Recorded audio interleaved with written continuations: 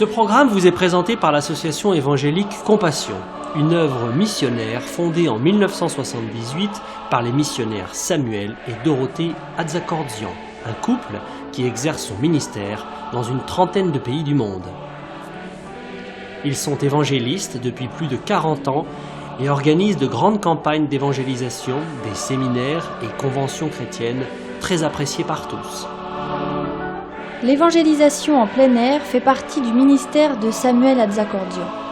Il tient aussi des séminaires d'enseignement pour les pasteurs, pendant lesquels il traite d'importants sujets pour leur ministère, tels que les qualifications requises pour servir Dieu, le discernement spirituel, le retour soudain de notre Seigneur et bien d'autres thèmes actuels, une véritable source de bénédiction et d'enrichissement pour eux.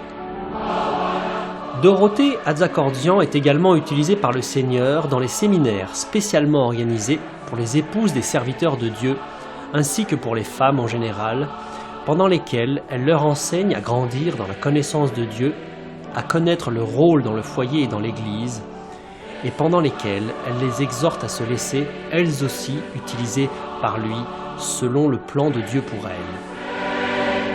Les conventions chrétiennes de renouvellement spirituel qu'ils organisent avec leurs collaborateurs depuis de nombreuses années, aussi bien en France qu'ailleurs, sont une véritable bénédiction.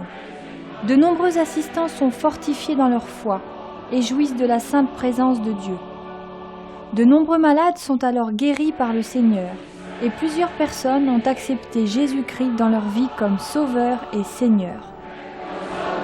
Samuel et Dorothée Atzakordzian écrivent aussi des livres et brochures d'approfondissement dans la foi chrétienne. Plusieurs d'entre eux sont traduits en d'autres langues. Le plus connu d'entre eux est « Le pardon, une puissance qui libère ». Ils éditent aussi de nombreuses cassettes, audio, vidéo, des CD et DVD de leurs conventions, séminaires et campagnes d'évangélisation disponibles en tout temps à leur bureau.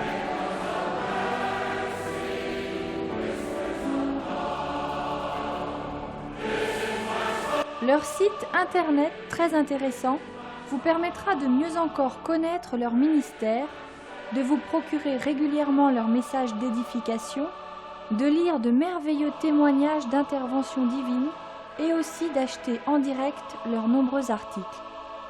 Si vous le souhaitez, une rubrique spéciale vous donne aussi la possibilité de devenir partenaire de l'œuvre Compassion, œuvre missionnaire internationale.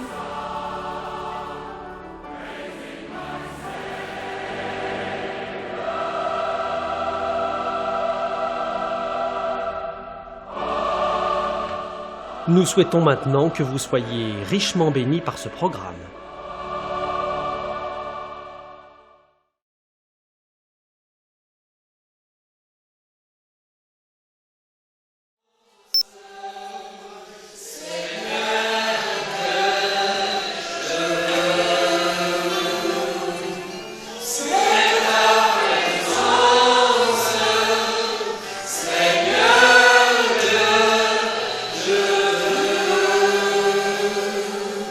Oh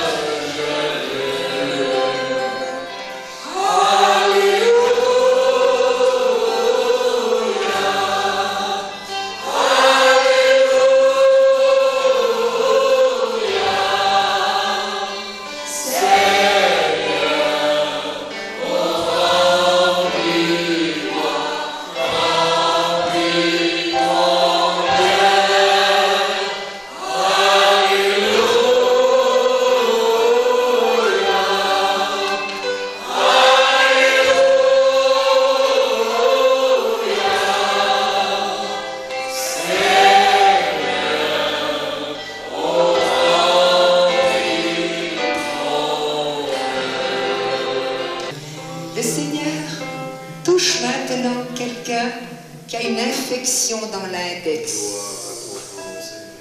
Une infection dans ton index. Mais pour le Seigneur, il n'y a pas de choses trop petites, ni trop grandes. Le Seigneur est là. Et par sa puissance, et sa présence, et son esprit, il a révélé cela. Et il te touche maintenant. Et il enlève cette infection dans ton index. Alléluia. Elle va disparaître. Elle va disparaître. Alléluia. Merci Seigneur. Gloire à toi. Alléluia. Gloire à toi Jésus. Merci Seigneur. Alléluia. Le Seigneur est le Seigneur de l'infiniment grand et de l'infiniment petit. Pour lui, il n'y a rien qui passe inaperçu. Puisqu'il a dit, même les cheveux de ta tête sont comptés. Alléluia. Et il nous aime. Saint, Saint, Saint est le Seigneur, le Dieu exalté. Saint, Saint, Saint est le Seigneur, le Dieu exalté. La terre est remplie de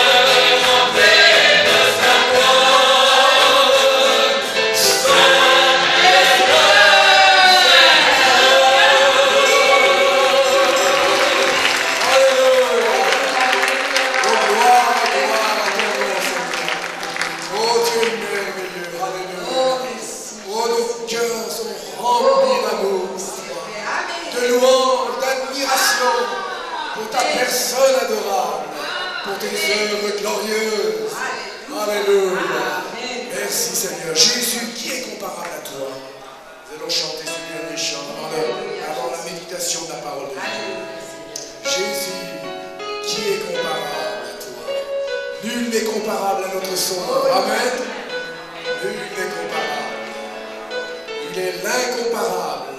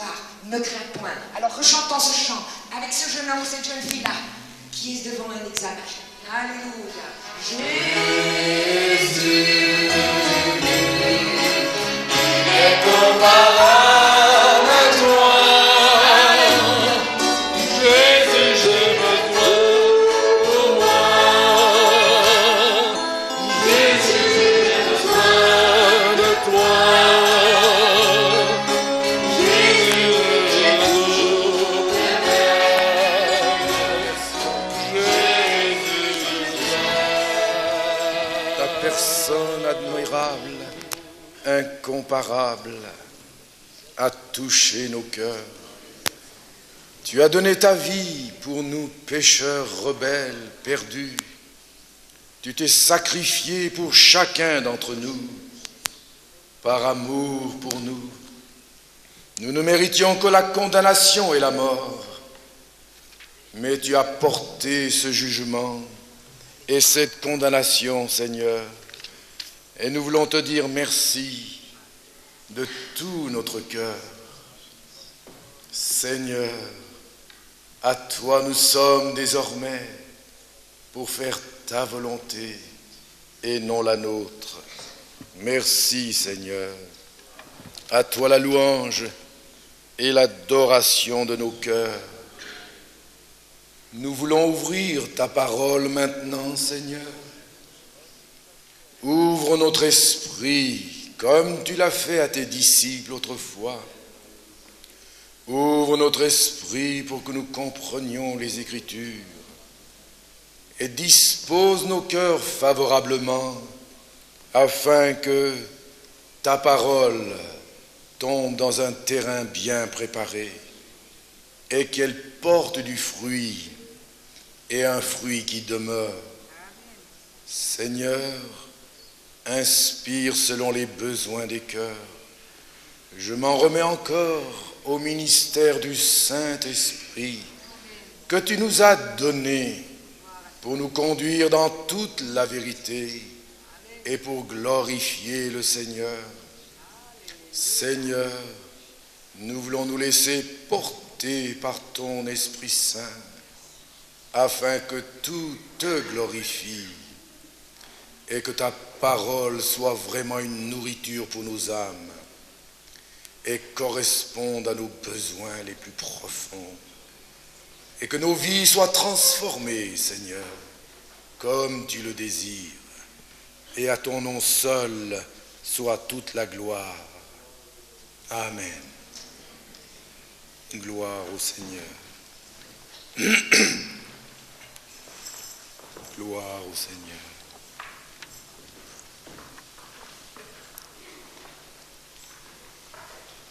Il est bon d'être dans la présence du Seigneur. Il nous parle par son Esprit Saint, mais il veut aussi nous parler par sa parole. C'est par sa parole qu'il nous parle en premier. Ta parole est la vérité, a dit Jésus. Sanctifie-nous par la vérité. Que cette parole ainsi de ce soir puisse nous faire du bien à chacun. Comme nous allons vivre ensemble ce week-end de Pentecôte, les messages seront axés sur ce sujet. Et ce soir, nous allons voir quelques pensées importantes sur des paroles que le Seigneur Jésus lui-même a dites dans Jean chapitre 7, à partir du verset 37, les versets 37, 38 et 39. Jésus nous dit comment nous pouvons expérimenter des fleuves d'eau vive. Le désir du Seigneur, c'est que nous expérimentions tous des fleuves d'eau vive, n'est-ce pas vrai? Et alors, nous allons lire ces 3 versets, Jean chapitre 7, verset 37, le dernier jour, le grand jour de la fête, Jésus, se tenant debout, s'écria : si quelqu'un a soif, qu'il vienne à moi et qu'il boive. Celui qui croit en moi, des fleuves d'eau vive couleront de son sein.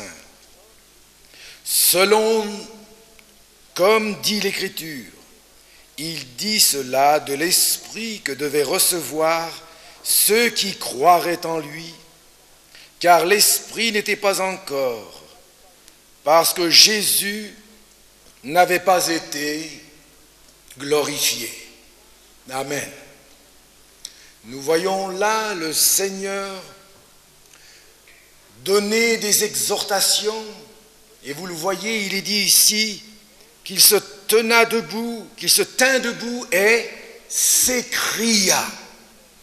Il y avait donc au plus profond de lui-même un message qu'il voulait adresser à la foule qui était là.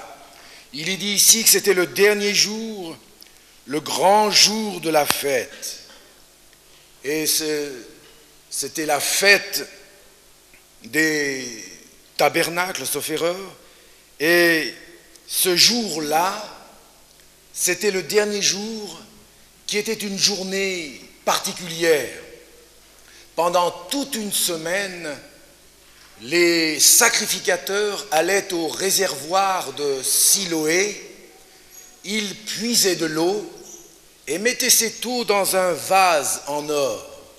Et ils amenaient cette eau devant le parvis du temple, et là, ils répandaient cette eau devant le parvis comme cela, et pendant une semaine, ils ont fait cela en prenant bien sûr beaucoup de textes bibliques. Et il y a aussi, dans Ésaïe, il est parlé de « Vous puiserez avec joie aux sources du salut ». Et c'est ainsi que les sacrificateurs exprimaient donc une grande vérité qu'un jour le Messie viendrait et que des sources d'eau vive couleraient de ceux qui croiraient en lui. Et quand ils faisaient cela, les sacrificateurs pensaient aussi à ce passage, vous savez, quand les Israélites ont bu de l'eau dans le désert, lorsque Moïse a frappé le rocher et l'eau est sortie. La foule était dans ce désert complètement assoiffée. Et c'est là que, pendant cette fête-là, les sacrificateurs rappelaient aux Israélites que Dieu leur avait donné à boire en frappant au rocher pour les désaltérer. C'était donc une expérience qui avait été vécue par le peuple d'Israël. Et la tradition voulait que tout le temps, donc le jour de cette fête-là, ils expriment cette pensée et cette espérance qu'un jour, eh bien, le Messie viendrait et donnerait véritablement, donner non pas l'eau pour le corps physique, mais l'eau pour l'être intérieur, pour l'être spirituel. Amen. Et c'est ainsi que pendant toute une semaine, il y a eu toute cette symbolique de l'eau qui a été répandue, et les sacrificateurs disaient, vous puiserez avec joie aux sources du salut. L'Éternel a abreuvé le peuple d'Israël en frappant au rocher. Il l'a abreuvé. Mais là, bien sûr, la foule était là pendant une semaine, ils ont entendu cela, et d'autres promesses de restauration. Mais ce n'était que des traditions, n'est-ce pas? La réalité n'était plus là. Et le dernier jour arrive. C'était le dernier moment. Les sacrificateurs avaient répandu l'eau sur le parvis. Et c'était terminé en disant encore les promesses. Vous puiserez avec joie aux sources du salut. Et la fête allait être terminée. C'était le dernier jour. Ça allait se terminer. Et au moment où les sacrificateurs ont fait ce qu'ils devaient faire et avaient fini leur ministère, la fête allait se terminer. Quelqu'un était dans l'auditoire qui jusqu'à présent n'avait rien dit. Et tout à coup, ce quelqu'un s'avance un petit peu et élève la voix. Et il dit, si quelqu'un a soif, qu'il vienne à moi et qu'il boive. Celui qui croit en moi, des fleuves d'eau vive couleront de son sein. Imaginez la réaction dans l'auditoire, au milieu de toute cette foule. Qui est celui-ci qui puisse parler ainsi? Et nous voyons par là que Jésus attestait qu'il était véritablement le Messie d'Israël. Alléluia! Tout ce que l'Éternel avait donné dans le temps passé, c'était une image des choses à venir. La réalité est en Christ maintenant. Alléluia! Et il voyait ces âmes, j'allais dire desséchées, assoiffées. Il suivait bien des rites, des traditions, mais la réalité n'était pas là. Dieu soit béni. Jésus est venu. Et il change les traditions en réalité. Alléluia. Et il veut vraiment nous donner de boire avec joie aux sources du salut. Il a été lui le rocher brisé, frappé dans l'ancienne alliance. C'était une préfiguration de son sacrifice expiatoire. Et au travers de ce sacrifice, c'est lui qui donnerait à boire de l'eau de la vie à tous ceux qui croiraient en lui. Et c'est pourquoi il s'est écrié, voyant les cœurs dans la disette, dans le désert spirituel, il s'est écrié, si quelqu'un a soif de réalité, venez à moi et je vous donnerai de l'eau de la vie. Alléluia. Celui qui croit en moi, des fleuves d'eau vive couleront de son sein. Là, c'était une cruche d'eau. Mais Jésus dit, ce ne sont pas des petites cruches d'eau que je vous donne. Ça, c'est ce que l'homme peut donner et qui ne peut pas vraiment satisfaire. Mais celui qui vient à moi, des fleuves d'eau vive couleront de son sein. Alléluia. Nous voyons par là Jésus donc apporter un message qui nous concerne tous encore ce soir et aujourd'hui. Comment expérimenter ces fleuves d'eau vive? Comment les expérimenter? Bien sûr, nous savons que par le baptême dans le Saint-Esprit, lorsque nous avons expérimenté la conversion, et ensuite le baptême dans le Saint-Esprit, comme il est fait allusion ici, nous pouvons entrer dans cette bénédiction, mais ce n'est pas le tout de recevoir cette bénédiction. Encore faut-il savoir la garder. Amen. Encore faut-il savoir rester dans ce bain, dans ce fleuve. Pas seulement dans le passé, avoir bu, mais aujourd'hui, qu'en est-il? Aujourd'hui, est-ce que des fleuves d'eau vive coulent de ton sein? C'est ce que Jésus veut nous dire. Comment le faire? Comment? J'aimerais vous donner quelques pensées. Jésus a pris, vous l'avez remarqué, l'image donc des fleuves d'eau vive, l'image de l'eau qui est une image du Saint-Esprit. Et pour nous donner soif, Jésus parle de cette eau, et vous savez que l'eau, qui est une image du Saint-Esprit, a plusieurs propriétés.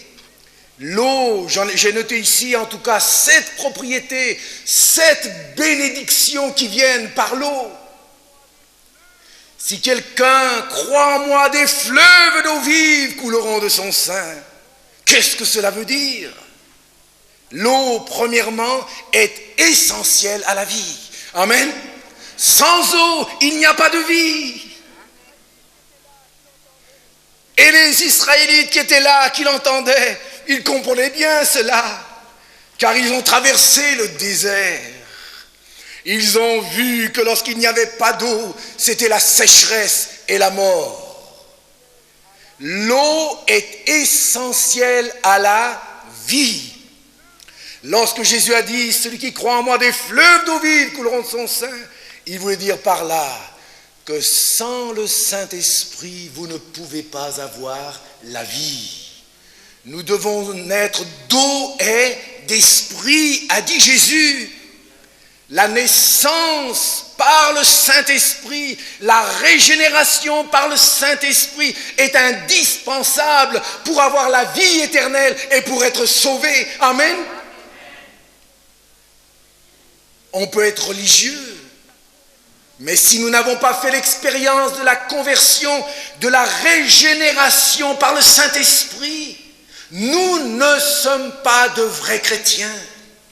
Nous devons naître de nouveau par le Saint-Esprit qui seul vient nous communiquer cette vie. Amen.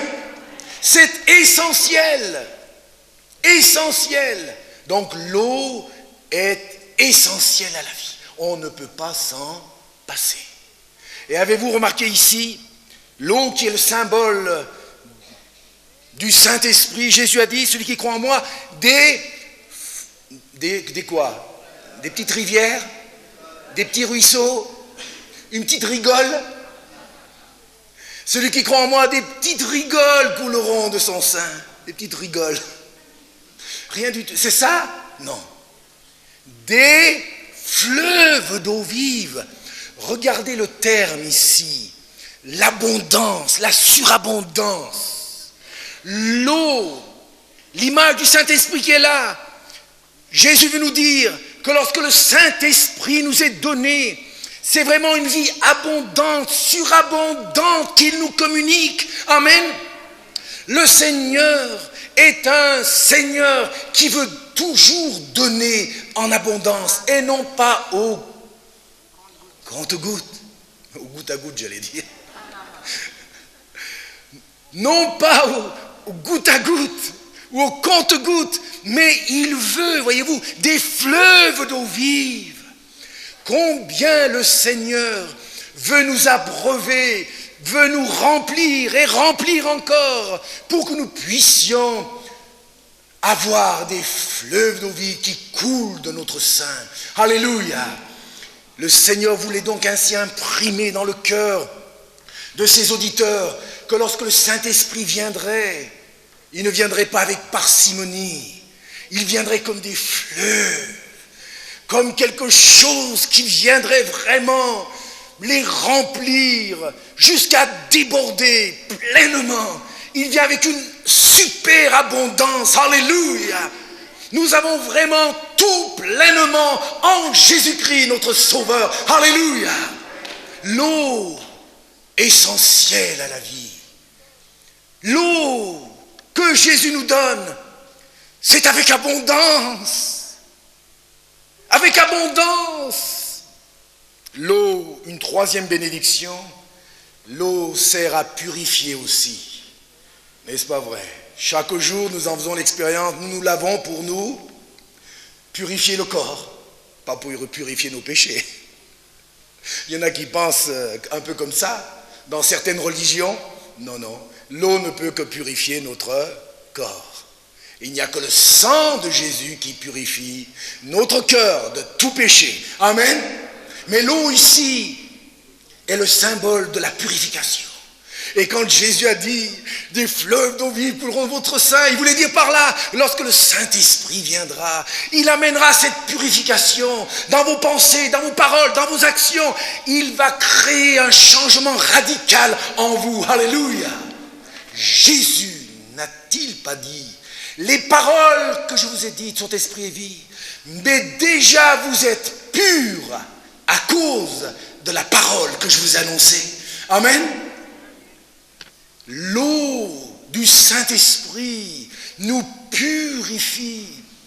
Et lorsque nous vivons justement ces fleuves d'eau vive, lorsque nous sommes en communion avec Dieu par le Saint-Esprit, il y a une purification profonde qui s'opère en nous, n'est-ce pas vrai? On n'est pas toujours conscient de ce qui se passe, mais en tout cas, on se sent beaucoup plus léger après. Amen. Dans des réunions où vraiment le Saint-Esprit est à l'œuvre, où notre cœur est vraiment ouvert, où nous coopérons avec le Saint-Esprit, nous sommes beaucoup plus légers après.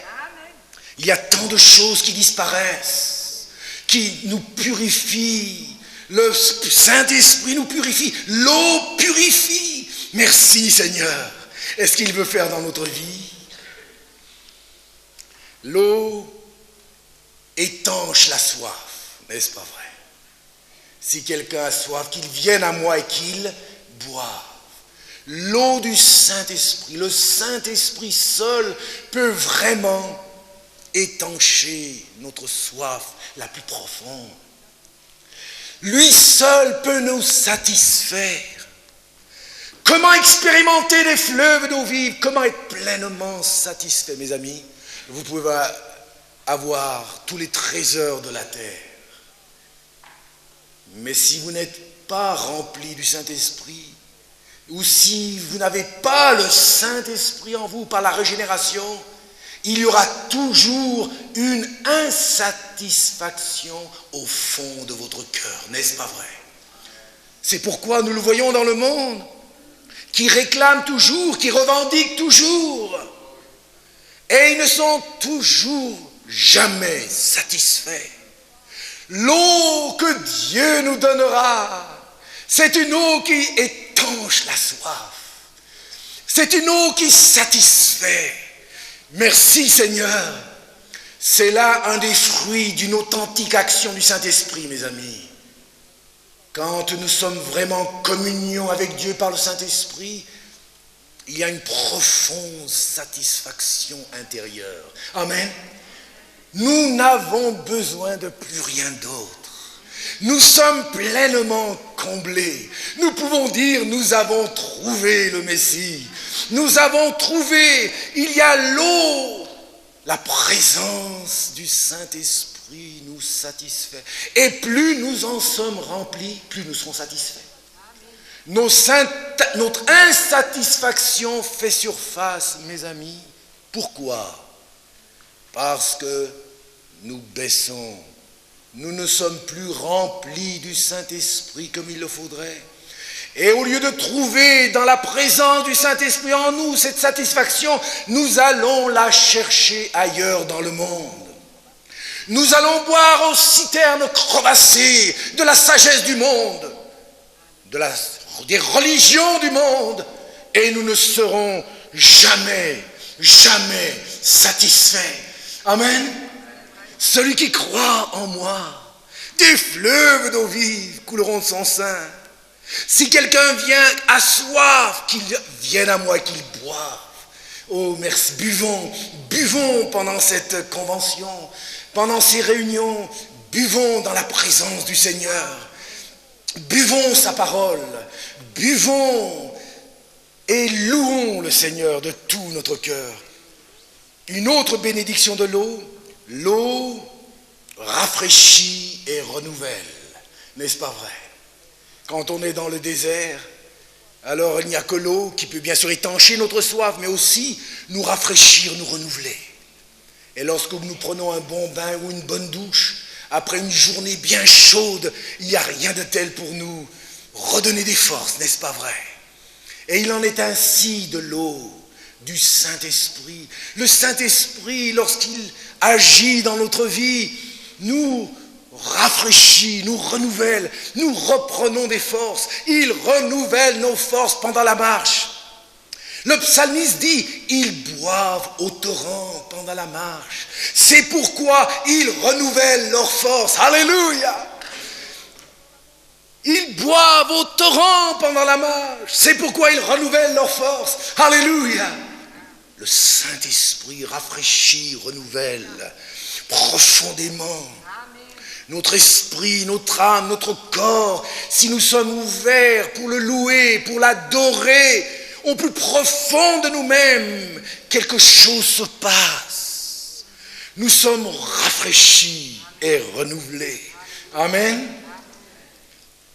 L'eau, une sixième bénédiction, l'eau apporte la fertilité partout où elle passe, n'est-ce pas vrai? Quand un fleuve passe, partout où il y a cette eau du fleuve qui est reçue, alors il y a la fertilité, il y a la fécondité, il y a la bénédiction pour les autres. Ce que Jésus voulait dire, lorsque vous serez remplis du Saint-Esprit, des fleuves d'eau vive couleront de votre sein. Partout où vous irez, les autres seront bénis. Les autres mangeront de votre fruit. Ils seront bénis. L'eau n'est pas seulement une bénédiction pour nous, mais aussi une bénédiction aux autres. Alléluia. L'eau apporte fertilité, fécondité, bénédiction en abondance. N'est-ce pas merveilleux? Nous qui désirons être une bénédiction aux autres, alors la seule solution, c'est d'être remplis du Saint-Esprit, d'avoir des fleuves d'eau vive qui coulent de notre sein. Une 7e bénédiction, l'eau, vous savez ce qu'elle fait, vous le savez comme moi, en pensant à l'arche de Noé. Que fait l'eau? L'eau a élevé, soulevé l'arche. Plus il pleuvait, plus l'arche était élevée. Donc l'eau a la capacité d'élever. Et c'est ce que Jésus voulait dire aussi. Lorsque nous sommes vraiment remplis du Saint-Esprit, l'Esprit de Dieu est là pour nous élever jusque dans la présence même de Dieu. Jusque devant le trône de Dieu. Alléluia! C'est pourquoi, lorsque nous le louons et l'adorons de tout notre cœur avec l'aide du Saint-Esprit, nous sommes comme transportés. Nous sommes comme élevés. L'eau nous élève. Alléluia! Jusque devant le trône. N'est-ce pas merveilleux? As-tu le sentiment d'être abaissé? As-tu le sentiment d'être par terre? Alors, sois rempli du Saint-Esprit pendant ce week-end et tu seras élevé. L'Esprit de Dieu t'élèvera jusque dans la présence même de Dieu. Alléluia. Gloire au Seigneur. Et alors maintenant, comme nous avons vu les 7 bénédictions, nous allons voir les 7 conditions pour expérimenter ces fleuves d'eau vive. Quand Jésus a dit, quelqu'un a soif qu'il vienne à moi et qu'il boive, ils ont vu, l'eau produit toutes ces choses. Mais c'est bien beau tout cela. Mais comment expérimenter ces fleuves d'eau vive? 7 conditions, toutes simples. Jésus a dit, si quelqu'un a soif. Première condition, une soif ardente. Une soif ardente. La parole de Dieu dit, ouvre ta bouche et je la remplirai. Le Seigneur ne veut pas te donner au compte-gouttes. Il veut te donner en abondance. Mais ce don en abondance dépend de ta soif. Et dans notre vie spirituelle, les fleuves d'eau vive qui couleront de notre sein dépendent de notre soif personnelle. Est-ce que nous avons vraiment faim et soif de voir le Seigneur à l'œuvre dans notre vie? Est-ce que nous avons vraiment faim et soif de le glorifier, de lui ressembler, de faire sa volonté? Avons-nous cette soif intense? Et cette soif est toujours donnée dans le contexte du désert. Ces Israélites qui étaient dans le désert et qui bien souvent ont murmuré contre Moïse et les autres parce qu'il n'y avait pas d'eau et la soif était là. Si nous avons cette soif ardente, alors le Seigneur nous rencontrera. Amen. Il n'a jamais renvoyé à vide ceux qui ont faim et soif de justice. Heureux ceux qui ont faim et soif de justice, car ils seront rassasiés. As-tu vraiment faim et soif de la présence du Seigneur? As-tu vraiment faim et soif du Seigneur? Ou est-ce un désir passager? Est-ce profond? Est-ce quelque chose qui est en toi et qui dit, je ne te laisserai pas que tu m'aies béni? Amen. C'est ainsi, lorsqu'il y a cette soif profonde, que nous sommes vraiment désaltérés. Alléluia. Soif intense. Est-ce qu'elle est en toi ce soir? Est-ce qu'elle sera en toi pendant tout ce week-end? Est-ce une soif profonde? Alors, si elle est là, tu seras désaltéré, car il veut te donner cette eau qui va te rafraîchir, te renouveler, t'élever et te permettre d'aller là où les âmes ont faim et soif. Deuxième condition, Jésus a dit, celui qui croit en moi, des fleuves d'eau vive couleront de son sein. Dans le texte grec, quand il est dit celui qui croit en moi, ce n'est pas celui qui a accru en moi. Ce n'est pas au passé. Jésus dit c'est un présent continu. Il veut donc dire, celui qui continue de croire en moi verra des fleuves d'eau vive couler de son sein. Voyez-vous, il ne parle pas ici d'une expérience précise dans le passé. C'est une expérience qui dure et qui doit durer chaque jour, continuellement. Alors la deuxième condition, c'est la persévérance. Celui qui continue de croire en moi, celui-là aura des fleuves d'eau vive qui couleront de son sein. Amen. Mes amis, c'est un trésor que Dieu nous donne. Nous portons ce trésor dans des vases de terre afin que toute la gloire lui en revienne. Et c'est pourquoi souvent Dieu nous fait attendre, pour nous faire apprécier ce qu'il nous donne. Amen. Si nous recevons trop facilement et trop rapidement certaines bénédictions, nous ne les apprécions pas.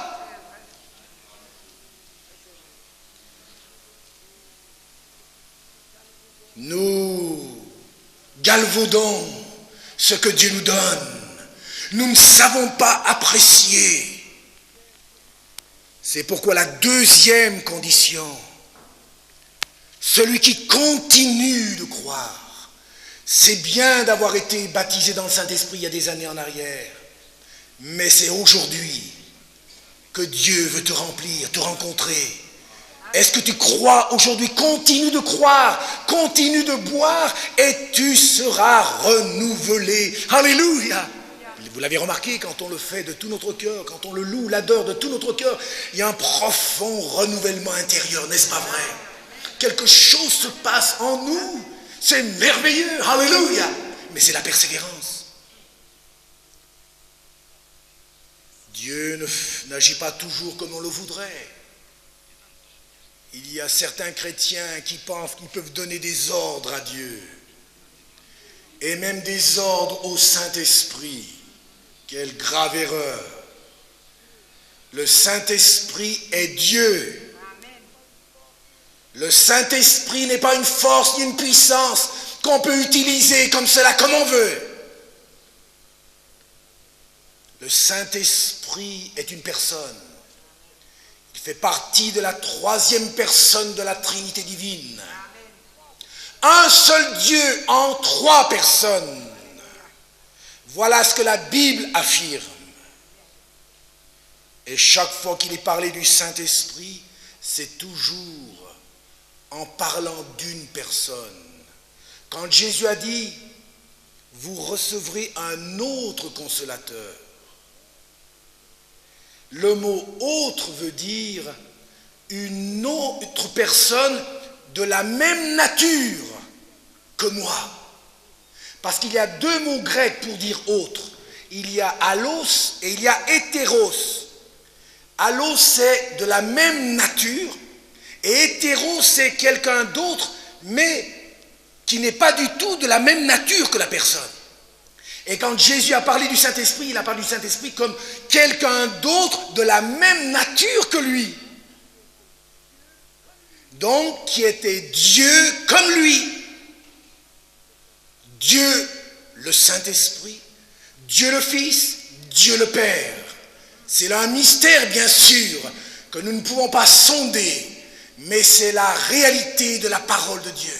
Amen.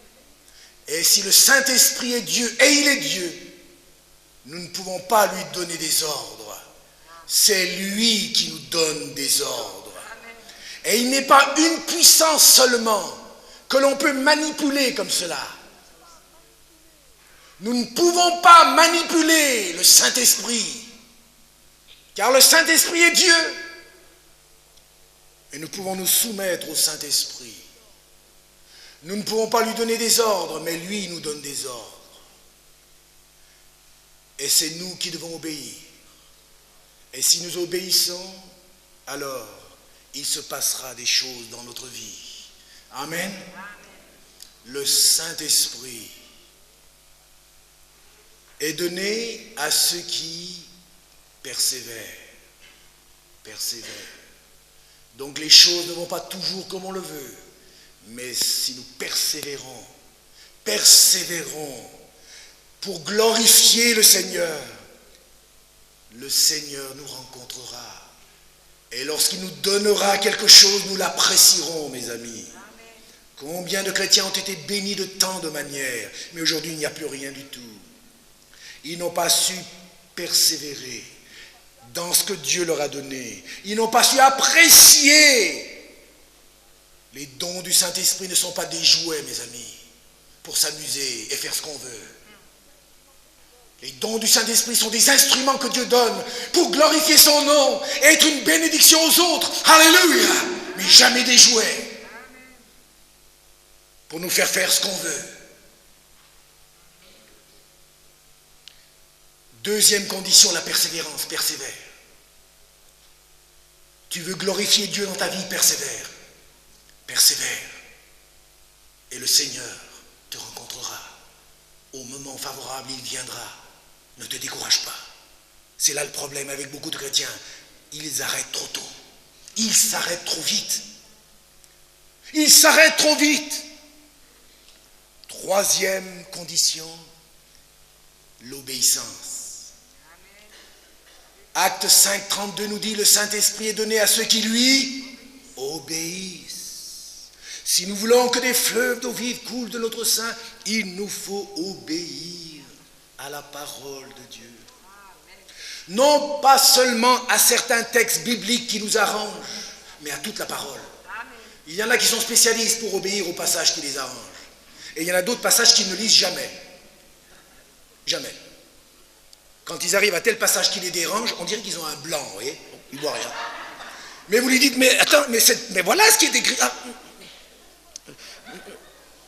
mais moi, non, il y a l'autre qui est là. Et ça, il y a des blancs. Des blancs. Mes amis, si nous obéissons à la parole de Dieu lorsque ça nous arrange, nous n'obéissons pas à Dieu. Nous ne faisons qu'obéir à nous-mêmes. C'est à nous-mêmes que nous obéissons, pas à Dieu. Et d'ailleurs, le test de l'obéissance se manifeste quand Dieu nous demande de faire quelque chose qui nous déplaît, qui nous dérange. C'est là le test de la vraie obéissance. Et c'est alors que le Saint-Esprit peut pleinement agir en nous. Amen. Quand il est dit que le Saint-Esprit est donné à ceux qui lui obéissent, il est question des apôtres qui étaient persécutés par les sacrificateurs. Et il leur disait, il vaut m'obéir à Dieu qu'aux hommes. Il y avait donc un prix à payer. L'homme disait ceci, mais eux ont dit, la parole de Dieu dit autre chose. Il y a un choix à faire. Amen. Obéir nous coûte quelque chose, mes amis.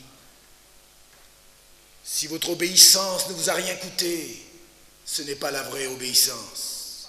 Jésus a appris l'obéissance par les choses qu'il a souffert. L'obéissance quand ça nous plaît et l'obéissance quand ça nous déplaît. C'est là que l'on expérimente des fleuves d'eau vive, mes amis. C'est là, l'obéissance. Quatrième condition, le renoncement à soi. Jésus a dit, vous recevrez une puissance, le Saint-Esprit survenant sur vous, et vous serez mes témoins. Savez-vous que le mot grec témoin veut dire martyr? Martyr. Autrement dit, des chrétiens qui sont prêts à renoncer à eux-mêmes pour faire la volonté de Dieu dans leur vie. Aujourd'hui, nous n'aimons pas beaucoup entendre parler du renoncement à soi. N'est-ce pas vrai? On veut tout avoir sans renoncement. Autrement dit, on veut la puissance de Dieu sans la croix. Nous voulons la résurrection sans la croix de Jésus. Si nous refusons la croix, nous n'expérimenterons jamais la vraie puissance de la résurrection. Même s'il vous semble que vous vivez des choses extraordinaires, mais s'il n'y a pas la croix dans votre vie, le renoncement à vous-même, cette puissance qui se manifeste ne vient pas de Dieu. Car Dieu, le Saint-Esprit, agit toujours en rapport avec la croix. Et lorsque la croix est là, l'homme est mis de côté. Il y a alors renoncement. Veux-tu des fleuves d'eau vive? Est-ce que je veux davantage de fleuves d'eau vive? Je dois renoncer à moi-même. Si je veux être témoin de Jésus, je dois moi accepter d'être mis de côté. Je ne peux pas me glorifier. Je ne peux pas faire ce que je veux. Vous dites, mais c'est difficile. Eh oui, c'est cela. C'est pourquoi certains n'expérimentent pas assez ces fleuves d'eau vive, le renoncement. Et Dieu nous conduira sur ce chemin-là. Il nous testera. Sommes-nous prêts à dire, Seigneur, rien pour moi et tout pour toi. C'était le motto d'un serviteur de Dieu. Qu'il soit notre motto à nous. Rien pour moi, Seigneur, mais tout pour toi. C'est alors que des fleuves d'eau vive commenceront à couler de votre sein. Amen. Le renoncement à soi. La 5e condition, nous le voyons dans les Actes des Apôtres, tout cela, tout ce qu'on, je vous dis là, si vous lisez les Actes des Apôtres, dès le début, vous voyez ces vérités qui sont là. Et ensuite, une fois qu'il y a le renoncement à soi, il y a cet esprit de louange et de prière. Et comme nous le manifestons beaucoup ici, c'est là qu'il y a quelque chose de profond qui se passe.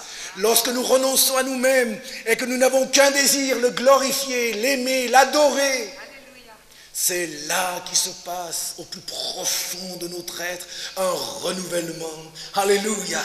L'eau n'est pas polluée à la source, parce qu'à la source, le moi a été ôté. Le moi ne demande plus rien. Christ est sur le trône et le moi a été détrôné. Et lorsque Christ est sur le trône, nous n'avons qu'un désir, le louer, l'adorer, le glorifier. Alléluia. La Pentecôte, quand il parlait en d'autres langues, la foule qui était là disait, comment les entendons-nous parler dans nos langues des merveilles de Dieu. Il louait Dieu dans sa grandeur.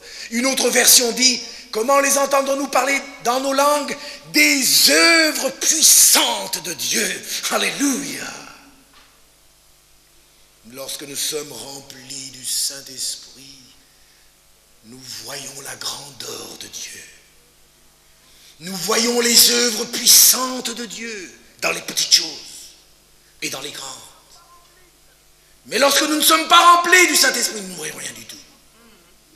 Nous courons après les grandes choses. Nous courons toujours et nous n'obtenons rien du tout. 5e condition, mes amis, pour que des fleuves d'eau vive, ils louaient le Seigneur. Ils étaient remplis de louanges. Soyons remplis de louanges, mes amis. De tout notre cœur, louons et adorons. Et des fleuves d'eau vive couleront de notre sein. 6e condition. Vous recevrez une puissance et vous serez mes témoins. 6e condition, l'amour des âmes. L'amour des âmes. Ne l'oubliez pas, ne l'oublions jamais. Cette puissance, ces fleuves d'eau vive que Dieu veut nous donner, ce ne sont pas des choses pour nous amuser. Ce ne sont pas des jouets pour nous amuser, nous gargariser. Et après revenir encore nous amuser. Ce don est trop précieux. Dieu le donne en abondance et surabondance à ceux qui ont la passion des âmes. Certainement vous en avez fait l'expérience. Vous avez vu que des fleuves d'eau vive coulaient dans votre sein lorsque vous parliez avec amour à une âme perdue, n'est-ce pas vrai?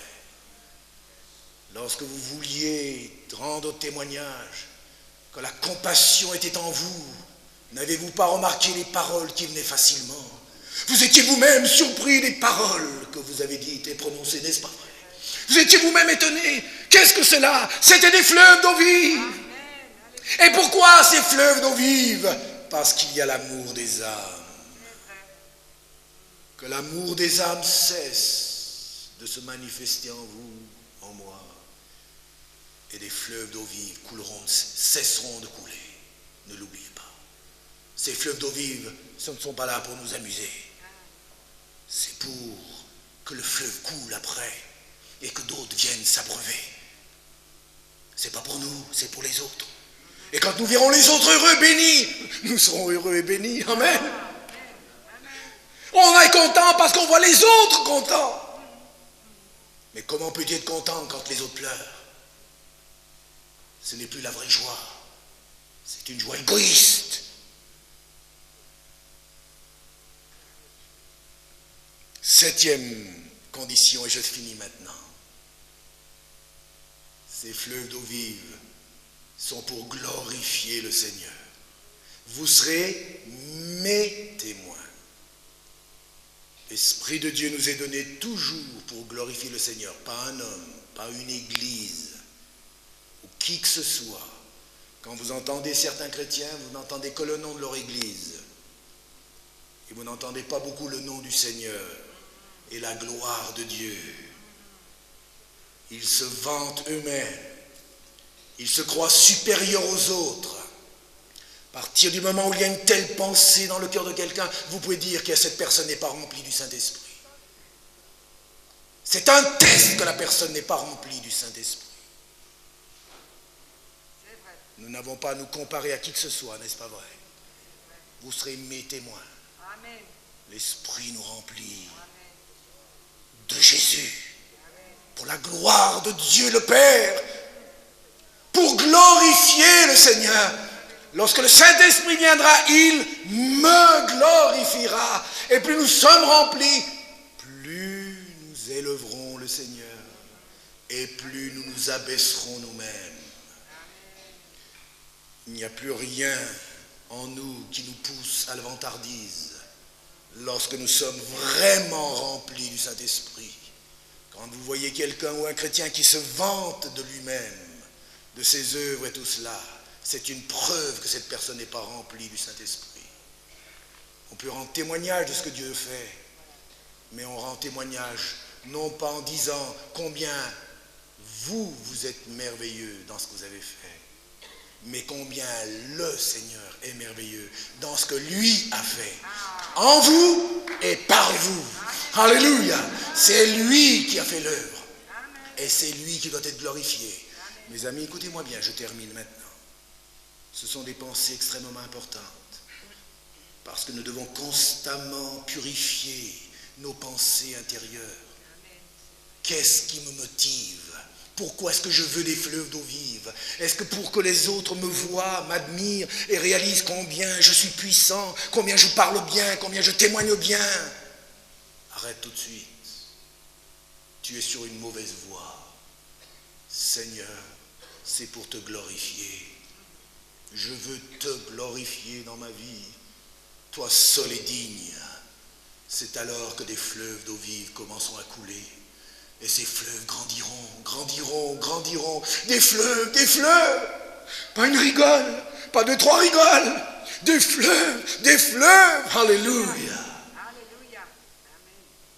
C'est l'infini avec Dieu, n'est-ce pas vrai? On a toujours à apprendre. Plus nous le connaissons, plus il devient grand.